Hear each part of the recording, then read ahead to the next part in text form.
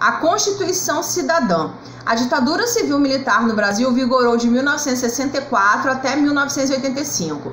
Durante esses anos, os militares prenderam, torturaram e mataram pessoas consideradas inimigas do regime.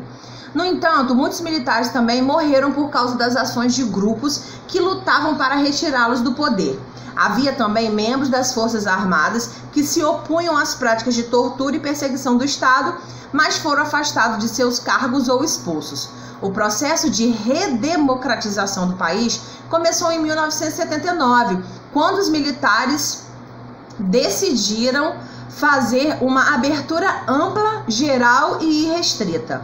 Nesse ano foi restabelecido o pluripartidarismo e aprovada a lei de anistia, o que permitiu o retorno dos exilados políticos ao país. Em 1983, movimentos a favor da democracia começaram a tomar as ruas do país e a reivindicar diretas já, ou seja, o restabelecimento das eleições diretas. Então tá aqui, ó, pluripartidarismo é a existência de 3 ou mais partidos políticos. Aqui, ó, passeata das diretas já em 1984, lá em São Paulo. Próxima página. Os militares se retiraram do poder, mas sem atender às reivindicações dos brasileiros. Por meio de eleições indiretas, o último presidente militar, João Batista Figueiredo, foi substituído por um civil, o senador Tancredo Neves. Embora tenha sido escolhido para a presidência, Tancredo faleceu antes de assumir o cargo. Quem assumiu a presidência foi seu vice, José Sarney. Em 1986, ele convocou eleições diretas para a Assembleia Nacional Constituinte. Foram eleitos 558 deputados para redigir a nova Constituição, que foi promulgada em 1988 e garantiu amplos direitos aos cidadãos brasileiros. O que acontece? Tancredo Neves estava sendo... Eu era pequena nessa época da eleição de Tancredo, e eu lembro assim que geral do Brasil era, sabe, louco por Tancredo. Todo mundo estava muito ansioso por Tancredo assumir a presidência. As pessoas estavam cheias de esperança. Eu lembro nitidamente a filmagem dos comícios dele. Tem até uma cantora antiga, Fafá de Belém, que ela cantou o hino nacional em um dos comícios dele. Eu era pequena, né? Eu tinha o quê? Tinha uns 8 anos nessa época. Só que o que aconteceu? O cara foi eleito, ele passou mal, porque ele já tinha problema de saúde, passou mal, foi internado. Aí fizeram a posse dele no hospital, ele assinou e tal, teve, né, os procedimentos que tem que ter para um presidente tomar posse. E logo em seguida ele morreu. Então, em volta da morte de Tancredo Neves, existem muitos murmúrios, muitas histórias, porque muitas pessoas acreditam que ele foi assassinado e não que ele morreu por causa do problema dele, entendeu?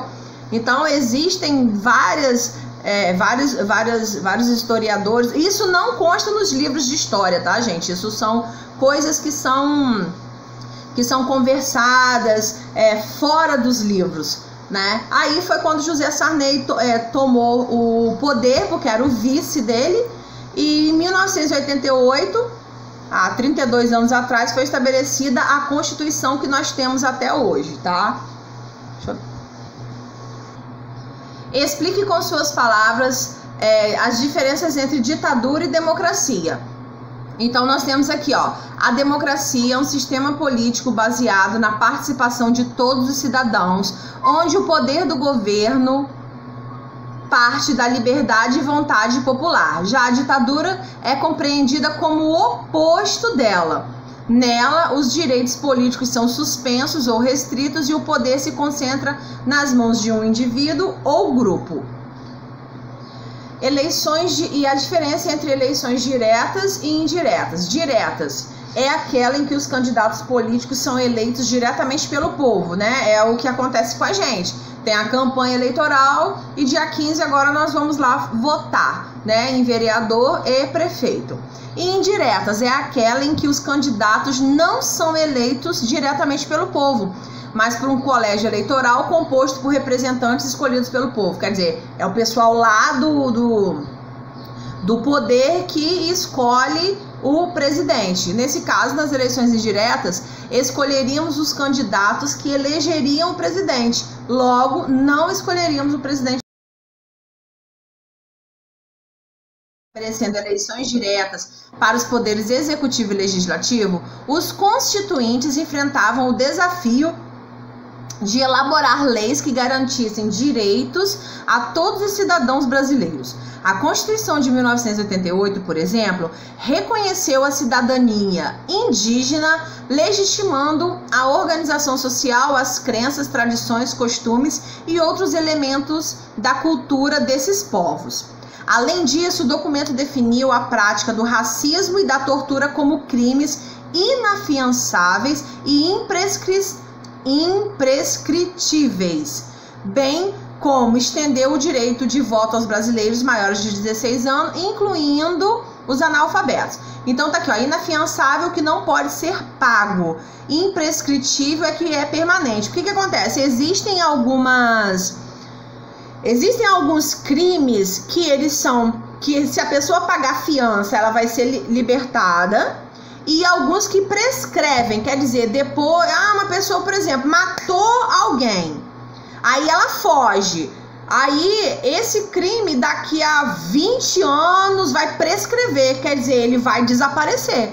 Aí a pessoa não foi presa, mas não vai ter mais nada contra ela. Eu não tô dizendo que são 20 anos referente ao assassinato, tá, gente? Eu tô dando uma suposição, tá? Só que a questão do racismo e da tortura, quem for pego na prática de racismo e cometendo tortura, esse crime não vai prescrever, mesmo que a pessoa fuja e suma a hora que ela... Se ela cometer um crime com 15 anos de racismo e tortura, se ela for encontrada quando ela tiver 90, ela vai pagar, tá? E inafiançável, porque não vai ter dinheiro nenhum que liberte essas pessoas, ok? Na próxima página, desde 1988 até hoje, outras conquistas sociais foram incorporadas à Constituição, por meio de emendas e leis complementares, como a Lei Maria da Penha. Mas ainda há reparações às injustiças sociais, civis e políticas a serem conquistadas pelos cidadãos brasileiros, que precisam continuar lutando para alcançá-las. Aqui vem falando que coibir significa reprimir, proibir. A luta de Maria da Penha. A farmacêutica cearense Maria da Penha Maia Fernandes foi vítima de agressões e tentativas de homicídio cometidos pelo próprio marido. Em uma das tentativas, em 1983, recebeu um tiro que a deixou paraplégica. Maria da Penha lutou por quase 20 anos para conseguir justiça. Seu agressor não foi preso, o que levou a Comissão Interamericana de Direitos Humanos da Organização dos Estados Unidos a condenar o Brasil por negligência e omissão. Em 2006, a luta de Maria da Penha inspirou a promulgação da Lei 11.340, conhecida como Lei Maria da Penha, que busca proibir a violência contra a mulher. Em 2009, fundou o Instituto Maria da Penha.